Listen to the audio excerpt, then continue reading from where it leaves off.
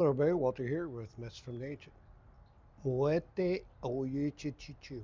Oroa moku.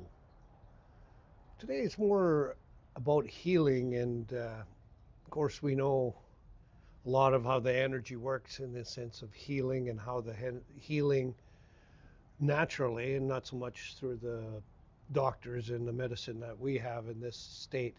And we're starting to move to a place now of uh, self healing or self awareness in such a state that we can heal our body. And so the ancients have been working with me for a while on some of it, but they just came up with a new version of it, I guess.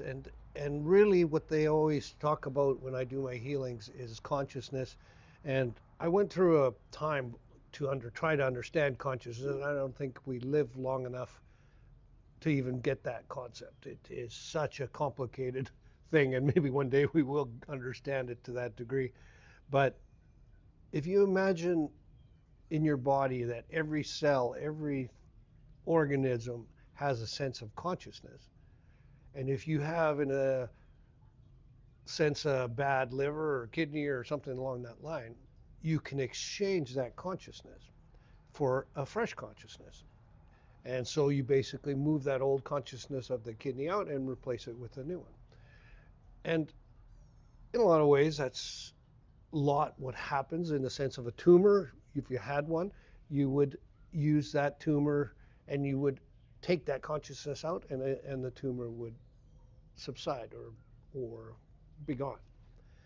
Um, with that, they're showing me now the way the nerves work, the sense of it.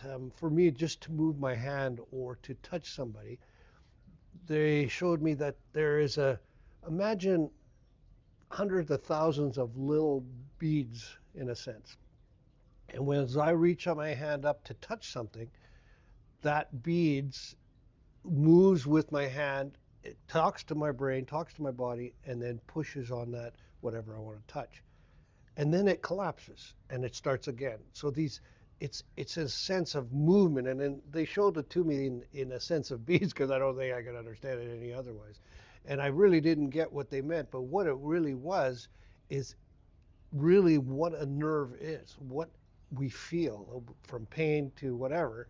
And it's just that's how complicated the body is in a sense of that consciousness. And I'm sure, it sends signal to the brain, and we all understand all that kind of stuff to move our hands and to talk and that type of thing. But they were showing me that. And with that, when there's a corruption, so like if you have a shakes or you have uh, pain in your body from working out to something the disease sense, that them beads that move in that nerve in a sense have a flaw. And so when the it moves to a certain part of where the pain of the body is or where that's connecting to, it falls off. It's like a corrupt bead in the nerve. And so what happens is that corrupt bead gets stronger and louder, and it keeps falling off. So the body has a shake or or a pain or whatever, and all this thing is intertwined in such detail that it's confusing, I guess, and even for me to explain it.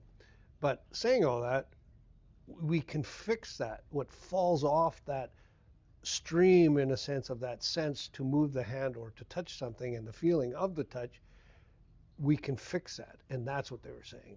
That stream, them balls, in a sense of streaming, the way the body and the nerve talks to the brain can be changed. It can be fixed. It can be uh, the consciousness can be fixed. So if you had the shakes, you could literally talk to the body and stop the shakes from moving because of the way the nerve is understanding or the nerve has a flaw. Because once it starts to have a flaw, it in a lot of ways doesn't know to change it, and that is the consciousness part. So it's confusing, but what they're helping us learn or helping me learn is to understand how to heal the body in a way that is way deeper than I think medicine understands yet, because I've never heard of that, and maybe there is such a thing. You need a super powerful microscope, maybe I don't know, But the whole idea is that we can heal ourselves, and we need to move that mind in a place to allow ourselves to heal. So the other side of it is, do you believe it? Maybe you think I'm crazy talking about that, but it doesn't really matter. If you don't believe it, you definitely can't heal yourself. It doesn't matter if whatever you're doing, if you have a hard workout and you're in pain, in a sense, from pushing your muscles too hard and all that kind of stuff, you know that in a couple days or whatever, you'll be better again because you know you'll heal because it's been happening all the time. You work out and you get a little pain and you get shape and you get farther and all that kind of stuff.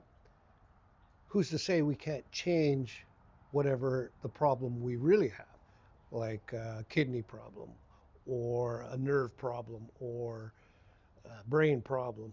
And anybody who knows my story, I ended up getting kicked by a horse, ended up in a coma for a week, and had a brain injury. And I used meditation in that to heal it. Not even knowing what it was pure stubbornness. I used my martial art meditation at that point, and I just did not believe that that would be a thing, and I wouldn't allow it to be a thing. And I was like, there's not accepted it, not to the one iota. And I read a book by Joe Dispenza, Becoming Supernatural, which is a supersonic book, and he talks about how to heal. And that book came across me, or across my body, across my mind. And I read that book, and I said, well, if he can do it, I can do it. And ever since then, that has started this journey of understanding. And the ancients came later, but that is how it works. So, how strong and how powerful the mind is, we have not even expressed or learned to understand it. And I guess, long story short, we need to pay attention, and you need to believe that you can heal. Allow. Moeche chakowa pawate, tie mure niche. Allowing yourself to understand, opening the mind to what you need to believe or need to know.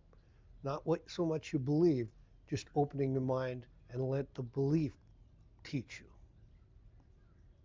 Let the healing teach you. Kepapawa. And you will move into the place you need to be.